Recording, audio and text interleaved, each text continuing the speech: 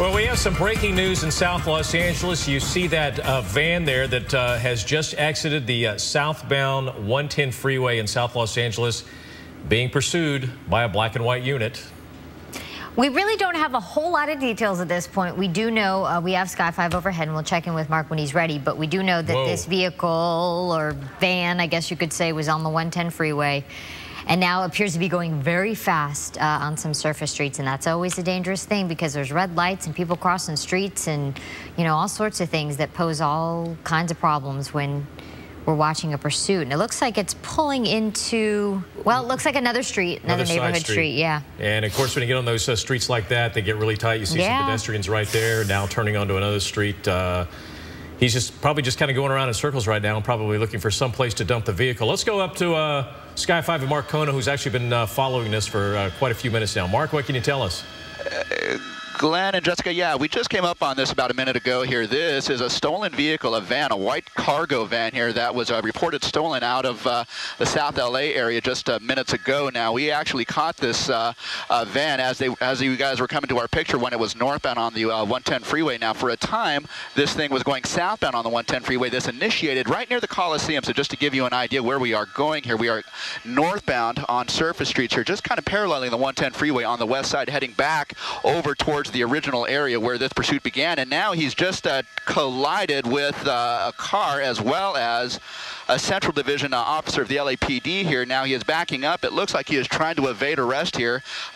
We will see what he attempts to do. It looks like he's going to be making his way southbound. He was just northbound on that very street. Now he's going southbound. It looks like he's made his way out of that particular ahead of him here. He's going to be coming up on that interchange right now. And as you can see, there he is. He's just collided with a vehicle here. He's just collided with cross traffic here right at the intersection of Washington. And so police units are behind him. He's going to try and get away here. And does he? He sure does. Oh my gosh. So now he's going to be eastbound on Washington. He somehow, wiggles his way out of that in front of him. Basically cars that are getting off the freeway. He's going to try and shimmy around on the right shoulder there. It looks like he's, he's just kind of pushing cars out of the way, trying to get through. And, you know, other cars don't want to get involved in this. And so they're going to move out of the way. And that seems to be the case. He's made his way to the front of the line and just passed all of those cars who are waiting to move off the freeway here. So now he's going to be, he is westbound on Jefferson, just on the north side of the campus of USC, and I believe he's going to be coming up on Vermont, and he is now kind of shimmying through traffic there, and he might have collided with a couple of those cars here. Now southbound on Vermont, just on the west side of the campus of USC now, and again, this guy just has shown us that he will do absolutely anything necessary to evade capture here. And you said you saw him on the cell phone earlier. He was messing around with something when you zoomed in there. But, you know, another thing that no one knows is whether this person's armed. You know, he could very well be. They just probably don't know all those details at that point, which makes it incredibly difficult to handle a situation like this. Well, it looks like he's now turning on Exposition Boulevard. Eastbound Expo. Yeah, he's now on Exposition Boulevard. The USC campus is over there to the right. You see the metro. He looks wedged in between this. Yeah. He might be getting stuck in between these two vehicles here. We're going to make our way northbound and see if we can see some of the activity. Yeah, for a time he was wedged, but now he's kind of made his way through traffic there. He's on Exposition now, turning southbound onto a smaller street here, basically on the south side of the USC campus here. All right, he's coming up on the Coliseum on the west side. Go ahead. No, you just hate to see it around the campus, too, because so many students are out walking to and from class. Well, there's that one intersection in Jefferson, and you can see, as a matter of fact, you can see the LA Coliseum right there. Yeah, he's inside of Exposition Park right now. The Coliseum on the one side, the soccer fields, and he's going by the old swimming pool from the '32 Olympics. Now he's off of that property, and he's down in side streets, down in South LA now, south of the Coliseum. And these are some tight streets, and now, again, you got to start worrying about pedestrians. And it really doesn't appear to have caused any difficulty with operating this vehicle with all the damage that this van has sustained at this point. You would think it would be a lot more difficult. Well, he came around that one corner we saw earlier and slammed into the black and white unit and another vehicle head on and hit him really hard, backed up, took off. Tower TV5. And went through that other intersection and, you know, hit that SUV just a couple of minutes ago. And again, it looked like that was going to be the end of it. You know, black and white units were right on top of him, but he still managed to maneuver and get out and escape again. But look at the damage on the front end. I mean, it's completely exposed. I'm surprised that the radiator is not leaking water and he hasn't. Oh, now he's going in an alley. This will be interesting here. That could lead to a dead end or something. And also, for those of you who don't know, Mark Kono is flying a helicopter, and he's also talking to air traffic control and keeping out of the way of LAPD that's in the sky and all sorts of things. So he's juggling many things as well. That's what you're hearing. Okay, back northbound as well. Back northbound. Well, it looks like he may be slowing down. Yeah, I think back northbound. It looks like. I think this pursuit is starting to take. It looks like this guy is basically. Go ahead. It looks like this guy is basically in the same general vicinity where this all kicked off about half an hour ago. He's kind of been circling a couple of. Wow! Almost came up on crash traffic there, and wow, we almost had another collision there. My goodness, he is basically eastbound approaching the Harbor Freeway at this point. But this is basically the general vicinity where this all kicked off, and so this may be an area of familiarity to this guy here. And as he comes up to that intersection up there, Figueroa, there are a couple of officers waiting there, and he just got spike stripped. I believe he may have been spike stripped there. Hopefully they got him, and that might help to disable this guy's car. But here he is back now eastbound on the major street there, and so yeah, this is logically this seems like an area of familiarity because this is the same general vicinity where this all kicked off, and this is kind of where he's returned to. So here we are traveling through some commercial and residential areas at a very high rate of speed. So we will kind of follow this around and see what this guy does. Well, we're starting to see a lot of pedestrians out on the street, so obviously the word's getting out. People have been watching the news, and the word's getting around. So, you know, we've seen these situations before where the longer these go on, they start to attract a crowd. People start anticipating, they start standing on the street corners and waving and cheering or whatever. Hopefully they're rooting for the police in this situation, but you just don't know. It's crazy. See those people running back there? Now, oh, look at that. Again on the wrong side of the street. I'm wondering if he did make contact with that spike strip because he seems to be really out of control at this point. Well, I don't see the tires, but the tires aren't smoking. You don't see the tires smoking, so now he's going down. Looks like another coming through an alley. Coming through an alley northbound. Now he's going to be making a right-hand turn off to the east. He's going to be coming up on some traffic here, some LAPD traffic waiting at the intersection. Now turning southbound.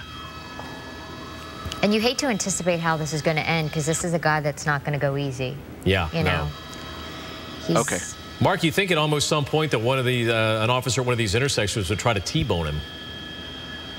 Well, you know what, Glenn? I don't know about that. You know, you think the best they might be able to hope for would be to spin him at some point if given the correct amount of speed here. But I will tell you, this neighborhood is thoroughly saturated with LAPD officers here. I mean, again, this just seems like a familiar area to him, and so there are officers at several of the intersections. But however, having just said that, he's just going to be coming up on a bus here. My gosh, turning northbound.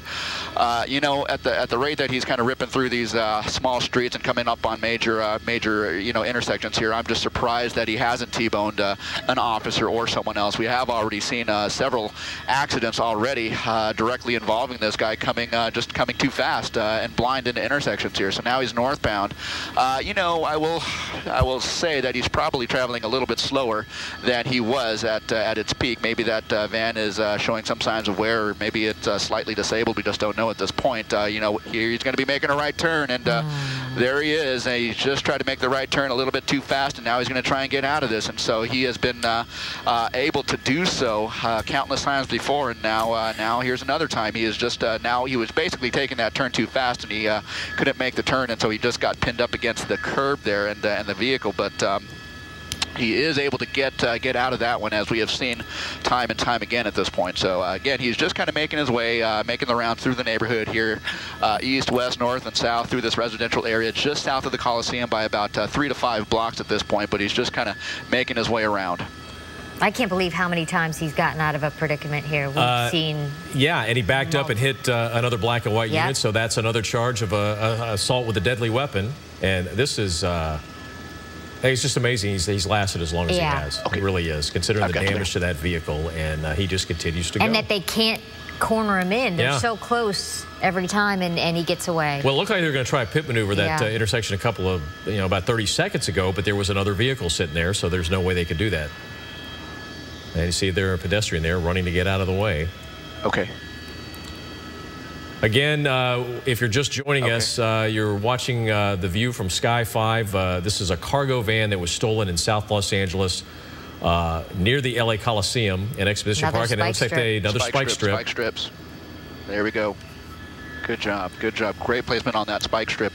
As he was coming around that intersection, they laid down the spike strip, and apparently he ran right over it. So this vehicle does seem to be moving a little bit slower, although having said that, he is trying his very best to get away and evade capture at this point here. Several officers of the LAPD are stationed around the neighborhood here, and given the fact that they were able to lay down spike strips at that particular intersection tells us that, yeah, he has been kind of making the rounds through that same intersection. So they are not able to predict his moves so much, but they know that he is kind of working his way around this same neighborhood. So by that, they have been able to lay down those spike strips and hopefully do a little bit more damage to the van and hopefully bring this to an end. You know, Mark, we always see that when these pursuits get to this point that they usually return to the neighborhood they're familiar with. They probably live there. What's amazing is he probably is a good bet that he lives in this neighborhood. But he also committed a crime in the same neighborhood. He stole a van. I mean, somebody's probably going to know him and turn him in for the stolen vehicle if he'd have gotten away with it. It seems like you would have committed the crime, you'd go to another neighborhood. Yeah, you would think, but, who can attest to the, logic of, what these guys do and, why they do things. But he's literally going I in don't know for sure that the van is from this particular neighborhood, but he definitely knows, well, he certainly seems to know a little bit about the layout of this neighborhood here in terms of streets and, where to turn. And he just seems to kind of know the ins and outs of this neighborhood. So he has been just kind of making the rounds over, say, a 5 to 10 block square radius here, and he continues to do so. Yep. They're getting him at each stop sign, though. I mean, he's ran over multiple, and then now an officer just pulled back a woman there on the corner. Somebody was yelling, ran out in the street and was yelling at him. Somebody was yelling at him. Maybe someone he knows, like Glenn said, if he does live in this neighborhood, there could be relatives, asking him to stop. Okay, he's coming down the alley. He's turning down another alley, and the officer's right behind him. But you think at this point, just give it up. I mean, you're not getting away.